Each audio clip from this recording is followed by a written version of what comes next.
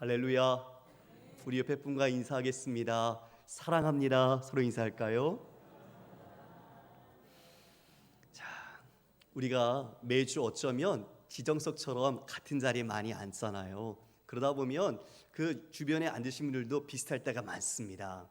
근데 우리가 이렇게 인사할 때 그냥 형식적인 인사가 아니라 우리가 비록 마스크를 쓰고 그 눈과 그 위쪽밖에 보지 못하지만 저분이 어떻게 지냈을까, 저분의 표정을 보면서 우리가 함께 마음을 공감하고 나눌 수 있는 그런 시간이 되었으면 좋겠습니다. 먼저 우리 교회가 사랑으로 충만해야 그 사랑이 우리의 아픔과 어려움을 겪고 있는 분들에게도 함께 흘러갈 것입니다. 할렐루야. 오늘 말씀의 제목은 복음의 능력으로 끝까지 견디십시오. 복음의 능력으로 끝까지 견디십시오라는 제목으로 말씀을 나누겠습니다. 성도 여러분, 우리는 신앙인입니다. 그리고 기독교는 직선론적인 역사관을 갖고 있지요. 불교는 우리가 아는 것처럼 윤회라는 순환론적인 역사관을 갖고 있지만 우리 기독교는 시작이 있으면 끝이 있습니다. 즉 창세기가 있고 요한계시록에 있는 것처럼 천지의 창조가 있으면 마지막 심판이 있고 구원이 있는 거죠. 오늘 우리는 이 신앙함이, 우리가 예수를 믿음이 우리는 어떤 목적을 위해 달려가고 있는지, 유대인들이 갖고 있었던 신앙 속에서 지금 우리 21세기의 우리의 그리스도인의 신앙이 어떻게 가야 할지 서로 그 유비적인 관계 속에 깨달음이 있기를 원합니다. 오늘 본문은 유대인들에게 있어서는 충격적인 내용들입니다. 왜냐하면 성전이 멸망하고 파괴될 것이라고 이야기하고 있고, 그리고 그 이어 그 종말과 관련된 이야기를 우리 구주께서 하고 계시기 때문이죠. 여러분, 우리는 종교적인 호기심이 있지요. 그래서 예수님이 언제 오실까, 그리고 오시기 전에 어떤 일이 있을까, 우리는 그것들을 이 역사의 안에서도 우리는 많이 발견할 수 있어요. 그만큼 오고 간 수많은 역사 속에서 이와 같이 이단들, 그리고 잘못된 구원론을 이야기하는 사람들을 우리는 맞닥뜨려도 봤고 경험도 해봤고 알고 있기 때문입니다. 오늘 말씀을 통해 여러분이 어떻게 끝까지 내 믿음을 지켜야 할 것인가, 그리고 어떠한 믿음의 중심으로 내가 삶을 살아야 할 것인가 함께 새기는 은혜가 있기를 축원합니다. 13장 1절 말씀을 제가 읽겠습니다. 예수께서 성전에서 나가실 때에 제자 중 하나가 이르되 선생님이여 보소서 이 돌들이 어떠하며 이 건물들이 어떠하니까. 예수께서 이르시되 내가 이 큰 건물들을 보느냐, 돌 하나도 돌 위에 남지 않고 다 무너뜨려지리라 하시니라. 여러분, 예수님의 제자 누군지 이름은 나오진 않아요. 그런데 아무래도 이 성전을 처음 본 그 지역에 살지 않았던 사람이었을 거라 추정이 됩니다. 근데 성전을 딱 봤더니 으리으리한 거죠. 제가 서울에 맨 처음에 있었을 때 63빌딩이 세워졌어요. 그때 63빌딩을 보면서 와, 진짜 높다. 근데 63빌딩이 크니까 잘 보이죠. 그래서 저기 한번 걸어가자, 그런 친구들도 있었어요. 흑석동에서 거길 걸어간 겁니다. 꽤 걸렸죠. 가까운 줄 알고. 그만큼 웅장함에 정말 경탄하고 우리의 마음이 정말 저기는 뭘까, 그런 마음 속에서 우리가 사모함이 있고 막 그랬어요. 그런데 이 유대인들에게 있어서 이 성전은 어마어마한 가치죠. 헤롯 대왕 BC 20년 전, 기원 20년 전부터 그리고 기원 후 64년까지 80년이 넘게 이 성전이 건축되었습니다. 대를 이어서 건축이 된 거예요. 근데 지난주에 드린 것처럼 이 예루살렘 성전, 헤롯 성전이라고 일컬어지는 것은 지금 이 헤롯 대왕이 정통 유대인이 아니에요. 이두메, 에돔 출신이란 말입니다. 그러니까 자신이 왕인데 그 백성들에게 좀 인정을 받으려니 혈통적인 컴플렉스 때문에 환심을 사려고 이 성전을 어마어마하게 짓는 거죠.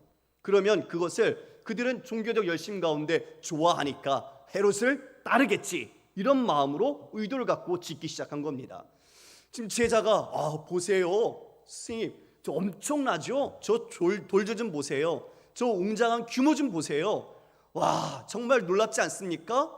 그러면 그 말에 이어 나오는 반응이 그렇다, 정말 대단하구나, 참 놀랍다, 이런 것을 기대했겠죠.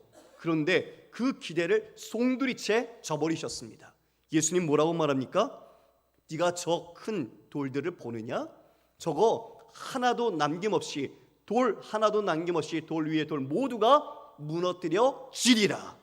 여러분, 성전에 종말, 성전의 심판을 선언해 버리셨어요. 상상도 못할 일이죠. 꿈도 못 꿀 일이에요. 지금도 성전은 지어지고 있었거든요. 그 성전이 무너질 것을 말씀해 주고 있는 거죠. 실제로 기원 후 70년 로마 장군 티투스에 의해서 이 성전은 완전히 파괴됩니다. 역사적으로 성취가 됐어요. 그런데 왜 예수님이 이 성전에 대하여 사망 선고를 내리셨을까요? 어떤 일이 있었습니까? 이 만민이 기도해야 되는 집을 이 종교 시스템으로 그들이 강도의 소굴을 만들어 버렸어요. 자신이 갖고 있는 권력으로 종교 폭력을 일삼아서 지난주에 우리가 본 것처럼 가난한 과부가 자신의 생활비, 참새 반마리밖에 살 수 없는 두렙돈을 바쳐야 하는 종교적인 폭력의 그 실체를 보신 거죠. 그 가난한 사람들을 오히려 돌보라고 하나님은 말씀을 주셨고 그들에게 권력을 주셨는데 그들은 오히려 그것으로 자신의 배를 채우되 그 가난한 고아들과 과부를 돌보지 않는 하나님과 이웃사랑을 버려버린 모습을 본 것입니다. 새 포도주는 새 부대에 담으라.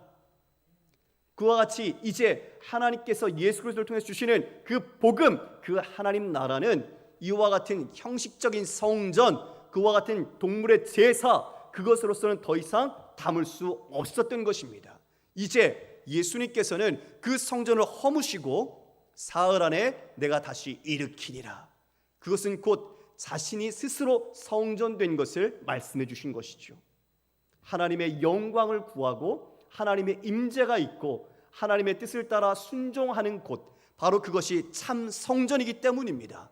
그러나 그 성전 안에서는 서기관과 종교 지도자들이 자신들의 이석과 자신들의 권력과 자신들의 영광을 추구하는 것으로 전락해버렸기에 그것을 주님은 사망 선고처럼 심판을 선언하신 겁니다. 이제 그 성전은 사라지고 주님이 다시 부활하시고 우리에게 보혜사 성령을 통해 우리를 성전으로 삼아 주신 것입니다. 할렐루야. 여러분 안에 우리 주님께서 거하십니다. 주님이 우리와 함께 하심이 바로 우리가 성전됨을 우리가 알아야 할 것입니다. 그러므로 우리는 함부로 우리의 마음과 몸을 마음대로 사용할 수 없는 것이죠. 늘 정결하고 거룩하게 성결한 모습으로 우리는 신앙을 해나가야 할 것입니다. 예수님께서 그와 같이 성전에 대해서 이야기를 하셨지요. 마치 위선적인, 겉으로는 잘 섬기는 것 같지만 속으로는 위선과 외식에 빠졌던 것처럼 그 웅장한 모습, 화려하고 호화로운 모습은 마치 위선의 모습처럼 나타나나 그 모든 것은 다 사라질 것이고 진짜 본질이 무엇인지 그것을 세우시는 예수님의 구원의 일들을 우리가 보게 되는 것입니다. 그와 같이 성전에 대한 심판을 선언하신 후에 예수님께서 3절을 보면 이렇게 말합니다. 예수께서 감람산에서 성전을 마주 대하여 앉으셨을 때에 베드로와 야고보와 요한과 안드레가 조용히 묻되, 여러분, 예수님께서 감람산에서 성전을 마주 대하여 앉으셨습니다. 이것은 그냥 성전을 바라보는 것이 아닙니다. 스가랴서 14장에 보면 예루살렘에 대한 하나님의 심판이 어디에서 선언되죠? 곧 예루살렘 앞 있는 동쪽 감람산에서 선언된다고 예언하고 있습니다. 지금 예수님이 앉으신 곳에서 바라보는 곳이 바로 동쪽입니다. 이 대하여 앉으셨다라는 이 표현은 against라는 표현입니다. 즉 무언가 호의적인 관계가 아니라 그거에 대하여 적대적인 심판에 대한 자세가 바로 성전을 자기 마주 앞에 놓고 선포하시고 그것에 대하여 심판을 이야기하시는 것처럼 마주 앉아 있다는 것이죠. 지금 그 성전은 이제 허물어질 성전, 그리고 우리 주 예수 그리스도께서는 다시 새 몸을 입고 이 땅에 믿는 자들을 통해 참 성전을 이루어갈 놀라운 역사를 준비하고 계시는 겁니다. 그때에 4명의 제자가 찾아와서 조용히 묻습니다. 뭘 물었을까요? 성전이 무너진다라는 것은 여러분, 유대인들에게 있어서 성전은 자신의 온 삶의 중심지입니다. 그리고 그곳은 하나님의 임재가 있다고 믿는 곳이었습니다. 그러니 그것이 무너지는 것은 바로 이스라엘 민족과 그 나라와 종말을 상징하는 거였어요. 그러니 그 이야기를 구주께로부터 듣고 난 뒤에 이들은 궁금했던 거죠. 우리가 아까 나눴던 것처럼 하나님께서 다시 예수 그리스도를 통해 이 땅에 보내신 바로 그 마지막 종말의 시기, 그때가 언제인지 궁금한 거죠. 언제 이 성전 파괴가 이루어질 것입니까? 언제 이러한 징조가 나타날 것입니까? 모든 일은 어떻게 드러납니까? 이것들을 이들은 궁금했던 겁니다. 그래서 예수님께 묻습니다. 우리 그 다음 절 함께 읽어볼까요? 4절 시작. 우리에게 이르소서 어느 때에 이런 일이 있겠사오며 이 모든 일이 이루어지려 할 때에 무슨 징조가 있사오리까?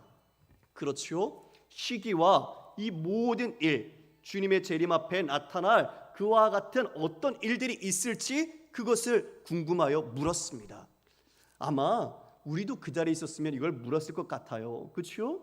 예, 언제 그 일이 일어나는가? 그리고 그러한 징조가 전조로서 어떠한 현상으로 나타나는가? 우리도 묻고 싶었을 겁니다. 이들이 이 질문을 했습니다. 구주께서 이제 그에 대해 답을 해주십니다. 그런데 직접적인 그때에 대해서는 말씀하고 있지 않아요. 그때에 대해서 우리는 이미 성경을 통해서 분명하게 알고 있습니다. 여러분, 뭐라 말씀하시죠? 우리 마태복음 24장 36절 말씀 먼저 함께 읽어볼까요? 마태복음 24장 36절 말씀입니다. 같이 읽겠습니다. 시작. 그러나 그날과 그때는 아무도 모르나니 하늘의 천사들도 아들도 모르고 오직 아버지만 아시느니라. 사도행전 1장 6절 7절입니다.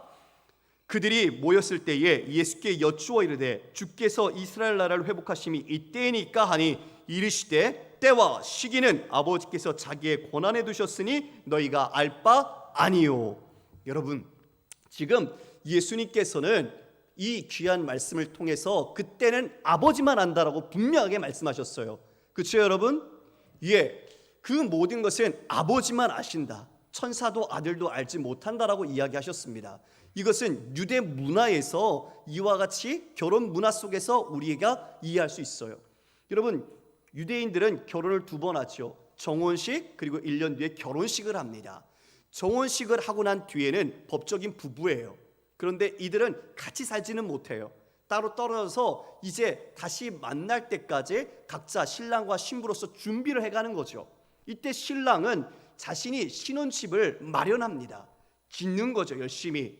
근데 그 집을 지을 때 아버지가 그 집이 다 지어져서 이제 신부를 데려올 수 있을 때 되면 그때 아버지가 허락하는 거예요. 신부를 가서 데려와라. 그러면 그때 그 신랑은 신부를 맞이하러 가는 겁니다. 우리 구주께서도 우리에게 말씀하셨습니다. 내가 너희를 위하여 거처를 예비하러 간다라고 얘기해 주셨죠. 지금 그 거처가 완성되고 하나님께서 다 됐다. 그러면 구주께서 오실 겁니다.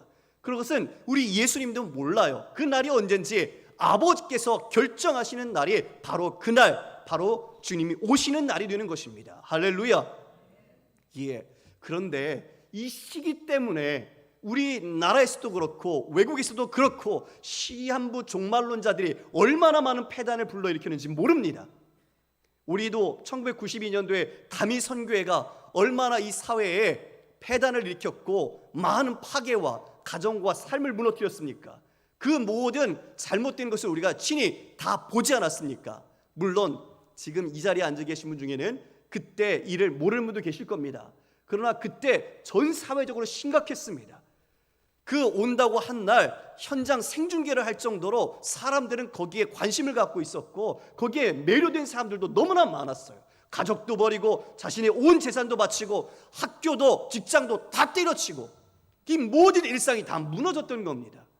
여러분, 분명히 성경은 말하고 있잖아요.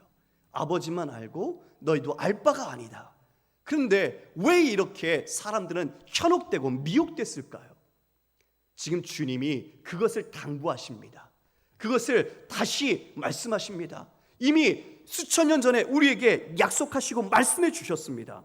우리 5절과 6절 말씀을 함께 읽겠습니다. 시작. 예수께서 이르시되 너희가 사람의 미혹을 받지 않도록 주의하라. 많은 사람이 내 이름으로 와서 이르되 내가 그라하여 많은 사람을 미혹하리라. 예, 말씀하신 거 아닙니까? 이 구절만 알았어도, 이 구절만 믿었어도 그런 것에 현혹되지 않았을 겁니다. 그들이 자신들이 직통 계시를 받고 놀라운 신적인 능력을 발휘한다 해도 여러분, 그것은 성경이 말하고 있는 말씀의 본질이 아닙니다. 우리는 그것을 분명하게 볼 수 있어야 합니다.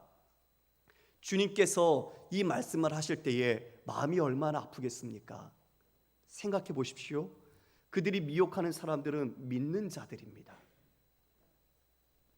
이처럼 우리가 성도로서 하나님을 따르고 있는 우리 내적 이너서클에 있는 사람들 가운데 이와 같이 적그리스도가 나타나고 거짓된 메시아가 나타난다는 겁니다. 내가 그러라, 내가 메시아다, 내가 그리스도다, 그러니 나를 따라라 하는 사람들이 나타나는데 그 사람들 때문에 많은 사람들이 미혹을 받을 것이다라고 말씀해주고 있는 겁니다. 그래서 조심하라, 조심하라 당부하고 있는 것이죠. 성도 여러분, 요한일서 2장 18절에 이런 말씀이 있습니다.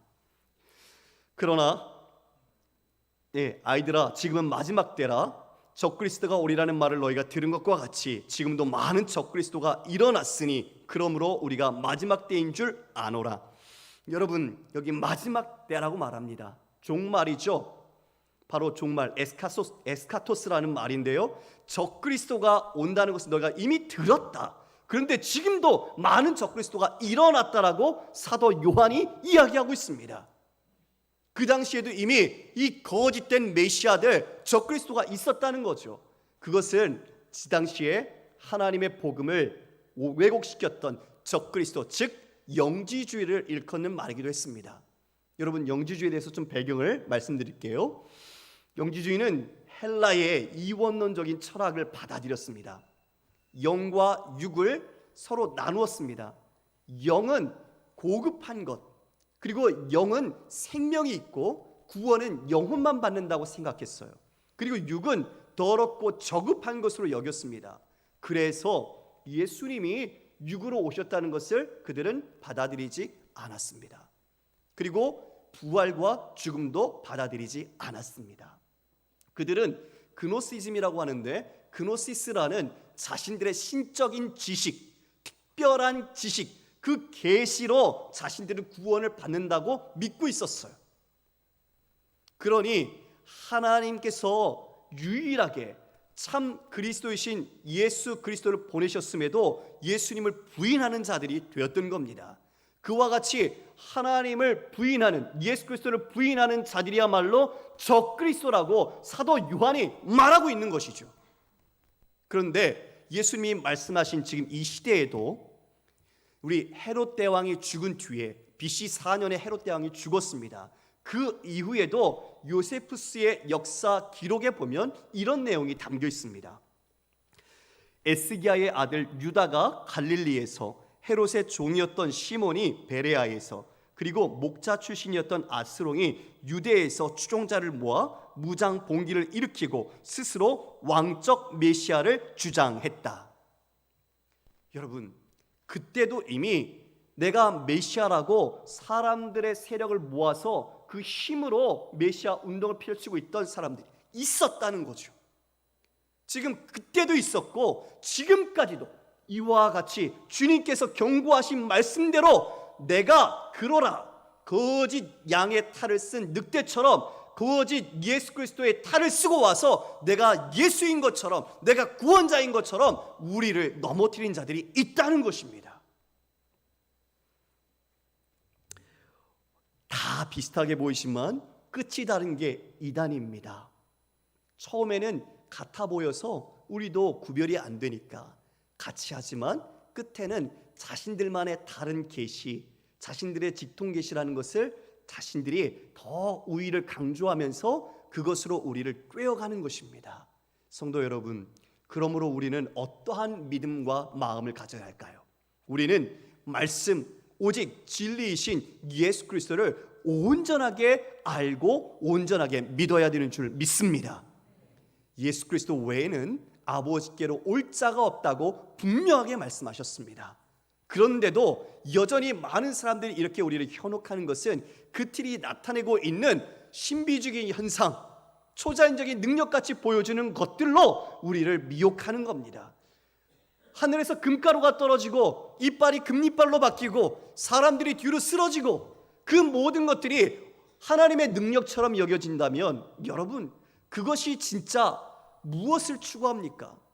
생각해 보십시오. 이가 바뀌고 위에서 금가루가 떨어지고 그리고 우리가 실신하여 뒤로 넘어지고 이런 여러 가지 종교적 체험 현상들, 그것이 무엇을 주고 있습니까? 그것이 생명을 줍니까? 그것이 뭘 드러내고 있습니까? 그러나 많은 사람들이 그러한 기적 같은 것에 현혹되어서 그 사람들에게 넘어간단 말입니다. 아니요, 우리는 온전한 믿음의 분별력을 가져야 합니다. 성도 여러분, 정말 우리는 이 말세, 이 시간 속에서 우리의 믿음을 굳건히 가져야 합니다. 성경적인 말세는, 종말은 예수님의 심판, 예수님께서 십자가 지신 사건부터 지금 마지막 끝날까지가 성경에서 말하는 종말입니다. 예수님의 십자가 지심이 이미 구원과 심판이 시작되었고 그런 말미암아 지금 우리는 종말의 시대를 살고 있다는 것이죠. 그러므로 우리 안에 주께서 지금 이 주신 말씀은 직접적이고 현실적입니다. 우리의 주위를 둘러보십시오. 얼마나 수많은 이단들과 사이비들이 많은 사람들을 현혹시키고 오도하여 진리를 떠나게 만들고 있습니까? 우리는 그것을 보고 있지 않습니까? 우리는 믿음, 진리를 분명하게 사수해야 할 줄 믿습니다. 여러분, 이단을 판별하는 방법은 첫 번째, 하나님의 말씀과 그 권위를 인정하고 있는가 확인하십시오. 성경의 정경성이라고 합니다.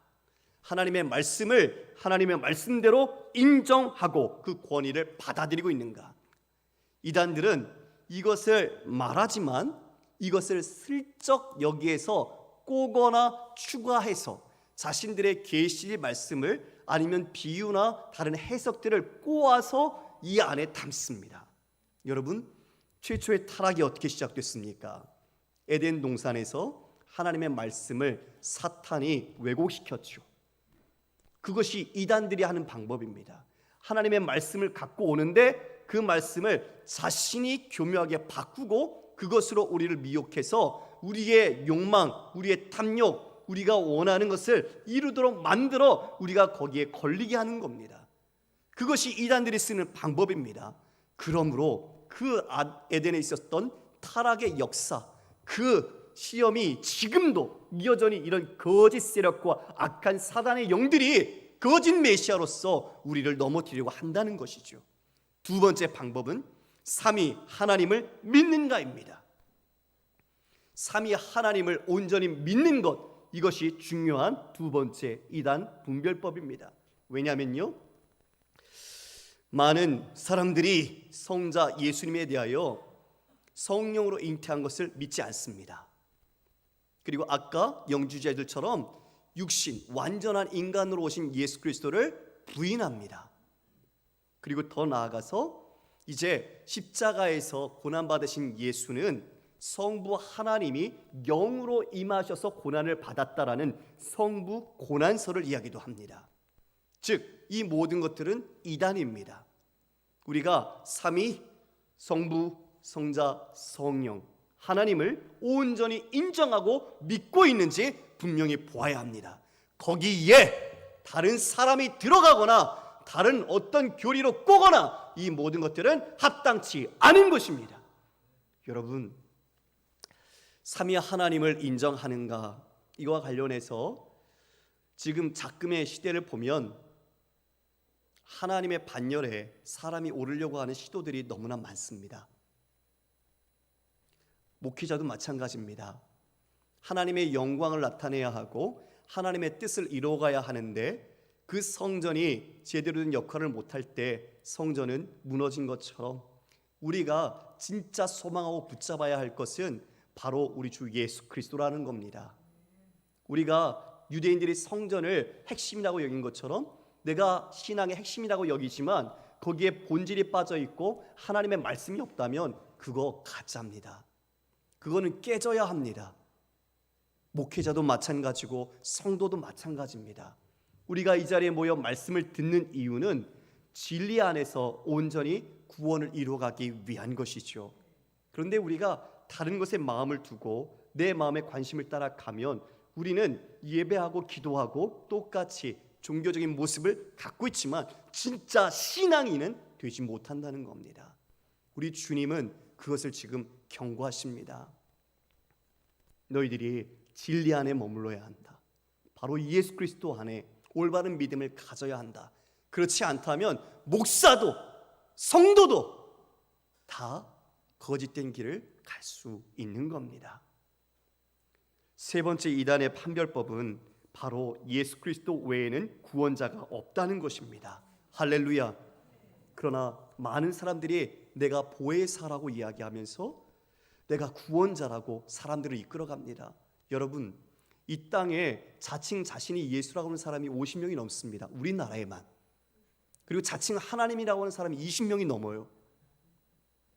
허무맹랑하고 믿기지 않죠. 그러나 그런 사람들이 악한 시도가 지금도 계속되고 있다는 겁니다.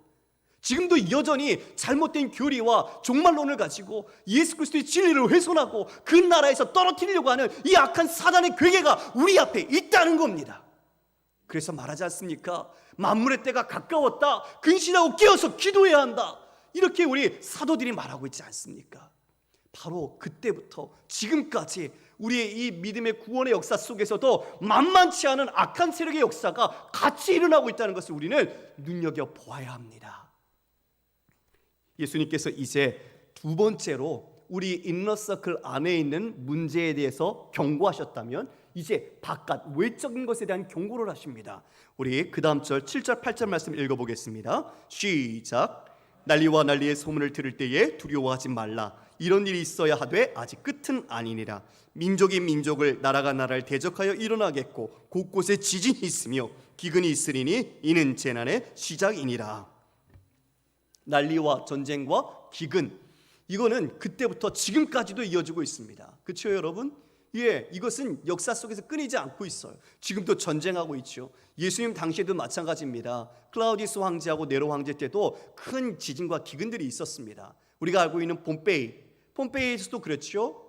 그런 것처럼 지금 이 모든 것들, 재난이라는 것들이 외적으로 일어난다. 그러나 그것이 끝이 아니고 뭐라고요? 시작이다. 그 징조로서 시작이라는 것을 우리는 눈치채야 한다는 것이죠. 아까 말씀드린 것처럼 우리는 종말을 살고 있습니다. 여러분, 주님이 언제 오실지 몰라요. 그러면 우리는 날마다 깨어 있어야 하겠죠. 이 여러 가지 안의 문제건 밖의 문제건 그리스도인들에게는 이 모든 것이 뭐로 올까요? 고난으로 오는 겁니다.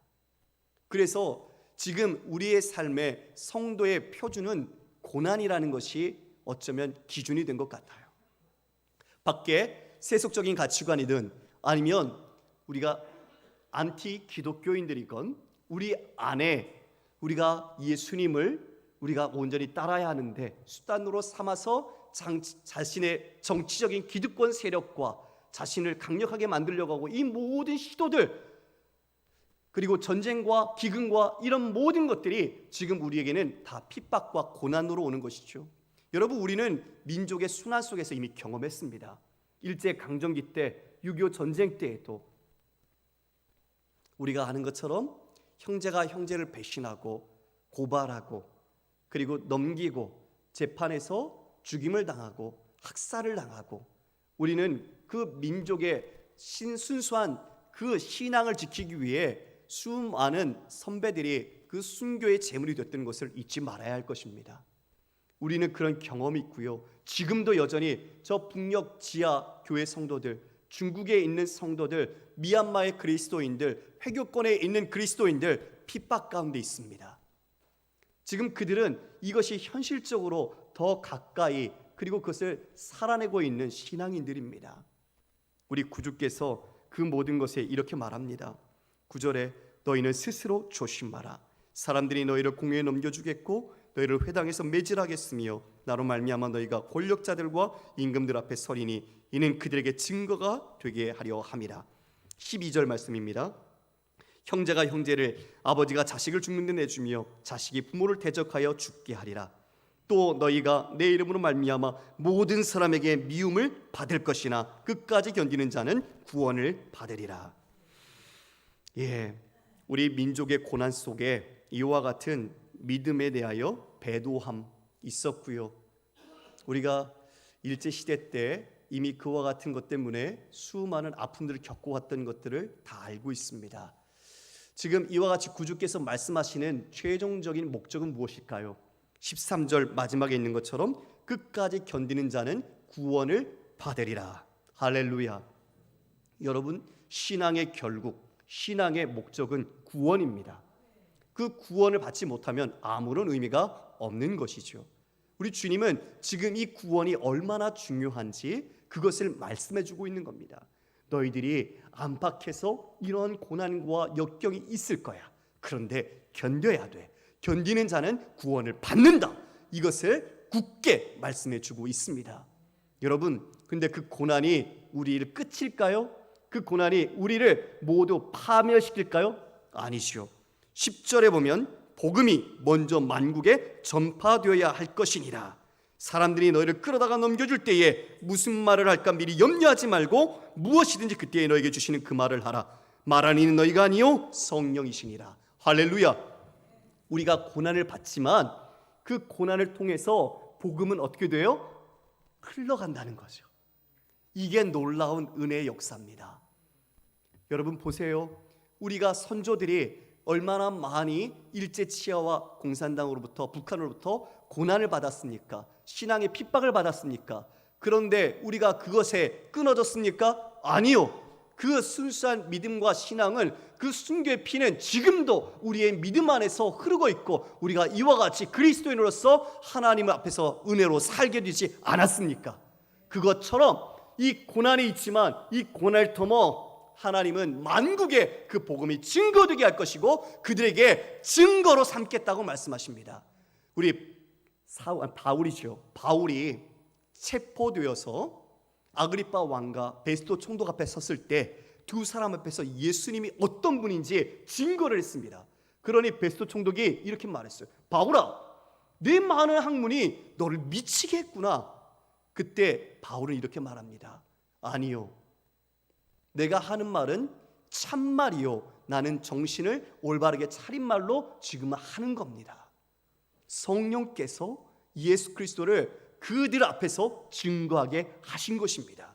여러분, 지금 성령께서 여러분들이 어떤 자리에 가든지 그 고난의 자리에서 할 말을 성령께서 친히 하시게 하겠다라고 말씀하셨습니다.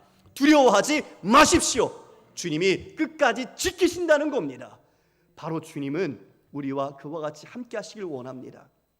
끝까지 견디는 자, 미움을 받을 것이다. 우리 구주께서 먼저 미움을 받으셨습니다. 그리고 끝까지 견디셨습니다. 그 수치와 고난, 십자가의 죽음을 견디셔서 구원을 이루어 주셨습니다. 할렐루야. 그 구원의 은혜가 우리에게 임하고 있는 겁니다. 그러면 우리는 어떻게 그 끝까지 견딜 수 있을까요? 어떻게 그 모진 역경과 고난을 우리는 이겨나갈 수 있을까요? 그 말씀을 우리가 함께 보겠습니다. 히브리서 12장 3절 말씀입니다. 히브리서 12장 3절 말씀 같이 읽겠습니다. 시작. 너희가 피곤하여 낙심하지 않기 위하여 죄인들이 이같이 자기에게 거역한 일을 참으신 일을 생각하라. 여러분, 우리가 낙심할 수 있지요. 절망할 수 있어요. 그러나 그때 우리가 기억해야 한다는 겁니다. 잊지 말아야 한다는 겁니다. 누구를요?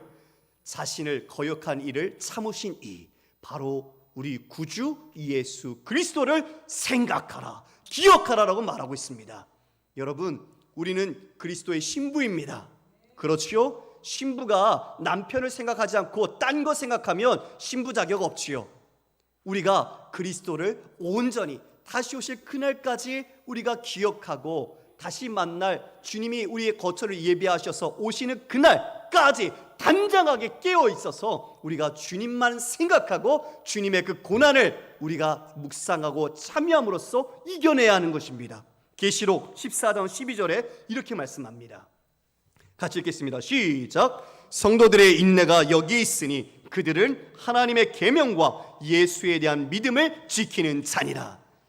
믿음이 어디 있다고 말합니까? 우리의 믿음, 우리의 인내를 어디에 가져가야 한다고 말하고 있습니까? 하나님의 계명, 하나님의 말씀과 예수에 대한 믿음을 지키는 것이 바로 우리가 인내해야 하는 이유요 목적이라고 말씀해주고 있습니다. 여러분, 끝까지 견디는 자는 구원을 받는다. 그 견딤은 그리스도의 고난을 우리가 알고 그를 생각하고 그 고난에 우리가 동참함으로써 우리의 모든 인내로 하나님의 말씀과 예수 그리스도에 대한 믿음을 지켜서 주님 다시 오시는 날, 경주사 맨 앞에 끝에 골라인에 서 계시는 우리 구주께서 잘했다고 우리를 환영하며 두 팔로 맞아주시는 그 날까지 우리는 다시 한번 내가 세상 끝날까지 너희와 항상 함께하겠다 약속하신 주님을 의지하고 지금에 있는 믿음의 삶, 그리고 지금도 여전히 요동하며 꾀려고 하고 있는 이 영적인 더러운 세력들 앞에서 말씀을 굳게 지키고 믿음도 지키고 그 말씀을 더 배워서 여러분 단장한 신부처럼 우리 주님을 만나고 굳게 지키어 구원받는 우리 모든 성도님 되시기를 주님의 이름으로 축원합니다. 우리 다 같이 일어서 찬양하겠습니다.